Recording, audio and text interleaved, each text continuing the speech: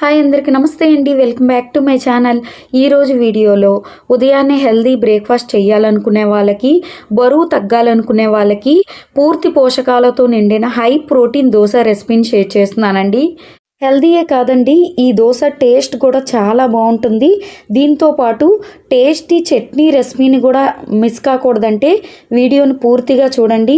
ఈ వీడియోపై మీ అభిప్రాయాలని కామెంట్ బాక్స్లో నాతో షేర్ చేసుకోండి. ఈ వీడియో నచ్చితే లైక్ చేయండి, ఛానల్ని సబ్స్క్రైబ్ చేసుకోండి. దోశ ప్రిపేర్ చేయడానికి ముందుగా మిక్సింగ్ బౌల్లోకి 2 కప్పుల వరకు పెసలు యాడ్ చేసుకోవాలి. అలాగే 2 స్పూన్ల వరకు బియ్యాన్ని యాడ్ చేసుకొని రెండింటిని శుభ్రంగా 2 సార్లు కడిగేసుకొని వాటర్ వేసుకొని ఓవర్ నైట్ నానబెట్టుకోవాలి. లేదా 8 to 9 అవర్స్ నానబెట్టుకున్నా సరిపోతుంది. బాగా నానిపోయిన తర్వాత వాటర్ని సపరేట్ చేసుకొని ఈ పెసల్ని బియ్యాన్ని మిక్సీ జార్లోకి తీసుకోవాలి. ఇప్పుడు వీటిని మెత్తగా మిక్సీ పట్టించుకోవాలి. ఇలా మిక్సీ పట్టించుకున్న బ్యాటర్ని ఒక బౌల్లోకి ట్రాన్స్ఫర్ చేసుకొని ఇందులోకి 1 స్పూన్ వరకు పసుపు యాడ్ చేసుకోవాలి. అలాగే రుచికి సరిపడినంత ఉప్పు కూడా యాడ్ చేసుకొని అంతా బాగా మిక్స్ చేసుకోవాలి. ఈ పెసరట్లోకి పసుపు వేసామనుకోండి కలర్ బాగా వస్తుంది, అలాగే టేస్ట్ కూడా బాగుంటుందన్నమాట. అసలు పసుపు అయితే అస్సలు స్కిప్ చేయకుండా వేసుకోండి. దోశలు మంచి కలర్ వస్తాయి, చాలా బాగుంటాయండి, చాలా బాగా వస్తాయన్నమాట.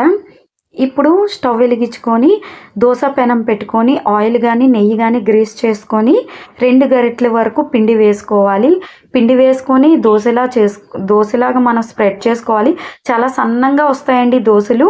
ఇందులో బియ్యం వేయడం వల్ల మనకి దోశ అనేది చాలా క్రిస్పీగా సన్నంగా వస్తాయి. ఇలా చేసుకున్న దాంట్లోకి సన్నంగా కట్ చేసుకున్న ఉల్లిపాయ ముక్కలు యాడ్ చేసుకోవాలి. నెక్స్ట్ సన్నంగా తురుముకున్న అల్లాన్ని కూడా యాడ్ చేసుకోవాలి. తర్వాత క్యారెట్ తురుము కూడా కొంచెం వేసుకుంటే టేస్ట్ చాలా బాగుంటుందండి. అల్లము, క్యారెట్ ఇవన్నీ వేసుకోవడం వల్ల టేస్ట్ చాలా బాగుంటుంది. అలాగే హెల్త్కి కూడా చాలా మంచిది. క్యారెట్ తినమంటే పిల్లలు ఎలాగో తినరు కనుక ఇలా దోశలో వేసుకొని ఇవ్వచ్చు.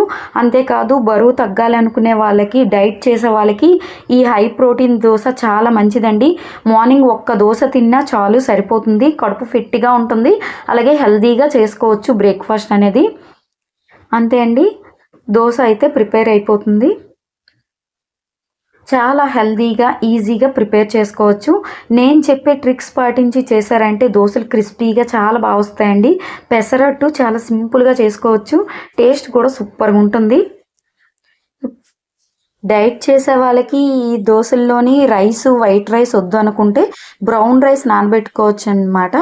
ఈ పెసలతో పాటు బ్రౌన్ రైస్ 8 to 9 అవర్స్ కలిపి నానబెట్టుకుంటే మనకి దోశలు అనేవి క్రిస్పీగా చాలా బాగా వస్తాయండి. ఒక్కొక్కసారి నేను బ్రౌన్ రైసే వేస్తాను, వీడియోలో చూపించడానికే వైట్ రైస్ వేసాను అనమాట.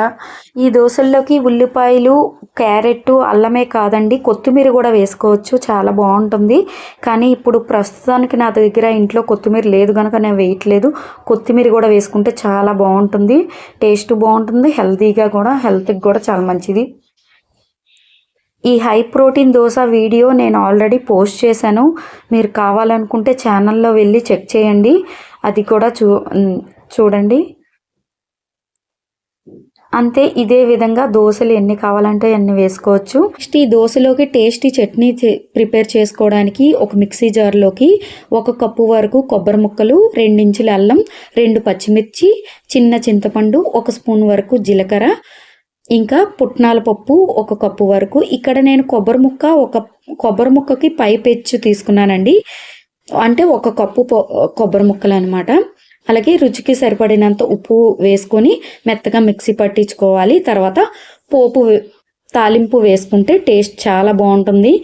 ఇందులో డైట్ చేసే వాళ్ళు చింతపండు వాడకూడదు అంటారు కదా, అలాంటి వాళ్ళు చింతపండుకి బదులుగా మీరు నిమ్మరసాన్ని యాడ్ చేసుకోవచ్చు, అలా కూడా చట్నీ చేసుకోవచ్చండి, బాగుంటుంది. ఈ తాలింపు వేసుకుంటే చట్నీ టేస్ట్ చాలా బాగుంటుంది. చూసారు కదా ఎంత థిక్గా ఎంత బాగా వచ్చిందో. చట్నీ చూడడానికే కాదు, టేస్ట్ కూడా సూపర్గా ఉంటుందండి. తాలింపు వేసుకొని తినండి, అబ్బా ఎంత బాగుంది అనిపిస్తుంది. ఈ వీడియో నచ్చితే లైక్ చేయండి, ఛానల్ని సబ్స్క్రైబ్ చేసుకోండి.